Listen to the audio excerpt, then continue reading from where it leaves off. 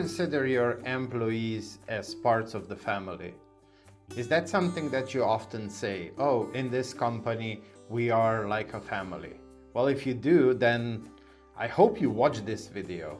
So, who am I? My name is Miha Matlievski. I'm known as the Fail Coach, and I earned that title through all the ups and the downs that I experienced in my entrepreneurial journey. And I'm still here, live and kicking, and ready to share the lessons learned from that journey. And this is one of them. I considered people working at one of my past companies as a family. And if we think about it, I know it sounds warm and fuzzy and everything, but it often translates into unrealistic expectations, guilt-tripping people. So-called family atmosphere can blur boundaries, leading to overwork, burnout, and a whole bunch of other things. What I found is that instead of having a family culture, it's much better to have a performance-driven culture, and it's much healthier and it's much more sustainable. So how do we foster performance-based culture? One thing is to set clear goals and expectation. Using that SMART technique to define measurable objectives for each role. That's always a good thing. Ensuring that everybody knows what success looks like for the company, because you start with the company goals and then that needs to trickle down basically to every single employee, because if they don't know how they can contribute to the overall success of the company, well, they might not know what exactly they should be doing to help us achieve those goals. And then regularly reviewing and adjusting those goals. That's also very important. Me, fail fast, fail forward. So we regularly review, we do reflection, and we adjust as we go along the way. The second thing is provide regular feedback. People need feedback, and you shouldn't wait for once or twice a year to have the review time and feedback time, and not support your people along the journey. Good people managers have very frequent interactions with people that they lead. And whenever they notice that something is not working the way it's supposed to be, they give feedback because they are interested in those people succeeding, not looking for them to fail so that 6 months later they can point and say, oh, you failed at that. That's not the way a servant leader leads their people. That's not how a people manager behaves. So you need to make sure that you have frequent check-ins and you give frequent feedback.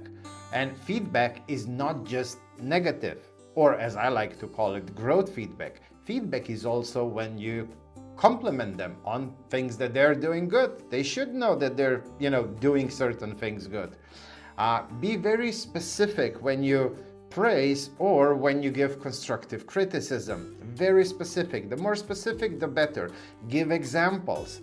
People will have a much easier time understanding what you're trying to explain to them.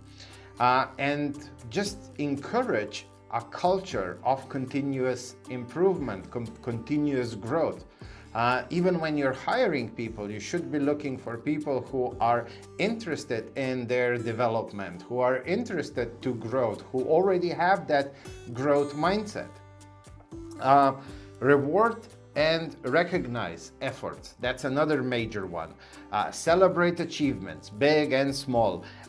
Implement a fair reward system, whether that's through bonuses, promotions, or just simply by acknowledging the good stuff that they do.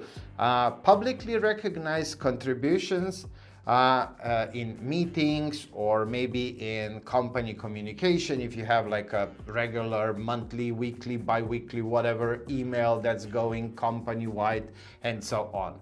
So those are all the things that we can do. Next, Foster accountability. Make sure everybody understands their responsibilities. That's the first thing. You can't hold them accountable if they are not clearly understanding what their responsibilities are. So it's on you to find a way to clearly communicate your expectations and their responsibilities. And then hold them accountable to their work. Encourage ownership, encourage initiative. And then we come to the next step, which is invest in professional development. Offer trainings, internal, external, development opportunities, projects that they can work on and grow as human beings, as employees, and so on. Support them in finding further education and certification opportunities. And just encourage mentorship and peer learning in your company. Encourage people who are willing to mentor. Encourage people who are willing to be mentored. Many times I hear that very often good employees leave because there are no opportunities for development, for growth. So be the facilitator of that.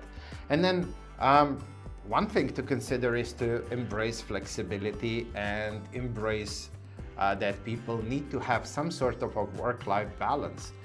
If they are overworked, if they are on the brinks of burnout, they can't be performers. They need to rest, they need to do self-care, they need to spend time with their loved ones and friends and so on. So respect personal time, respect boundaries, flexible arrangements. Maybe it's time, to do some hybrid work arrangements. Maybe it's time to do some remote work arrangements. You will be surprised how much more people can achieve when we meet them halfway, when we embrace certain things. Avoid unnecessary overtime and weekend work. That's also a big one. People need their rest. People need to spend time with their families and so on. That's what will motivate them even further to be higher performance when it comes to work. And then, a huge one as a fail coach, encourage innovation and encourage risk-taking. Fail fast, fail forward. If you're not testing and trying new things, if you're not failing because you're testing and trying new things, you're not innovating. You will be left behind. You won't know if something works better than what you've tried previously. So create a safe space for trying new ideas, for testing. Don't penalize failure. Embrace it. Learn, analyze, do wash-ups, do reflections, analyze, learn, grow as a whole, as a company, and reward creativity and reward out-of-the-box thinking. I'm not sure if I'm forgetting something. Those would be probably the main points why I suggest so passionately to embrace performance-driven culture. It's not just about cold metric, it's about creating an environment where people can thrive and contribute and grow.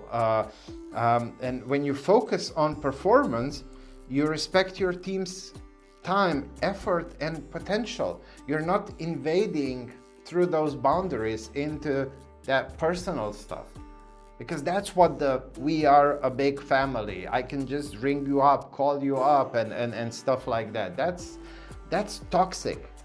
So whenever I hear, we are like one big happy family, my alarm bells just go like tuk, tuk, tuk, tuk, tuk. I mean, yeah, like it's just red flags flying all over the place.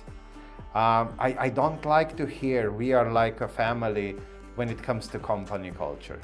So what steps are you going to take to improve and create a better performance-driven culture at your business?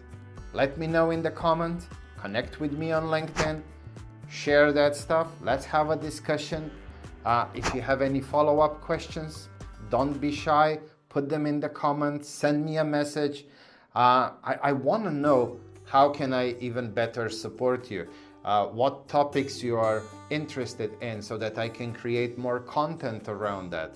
I can go so much deeper into these videos and not just stay at a higher level. So yeah, let me know. Help me serve you as best as I can. And I'll see you in the next one. Bye.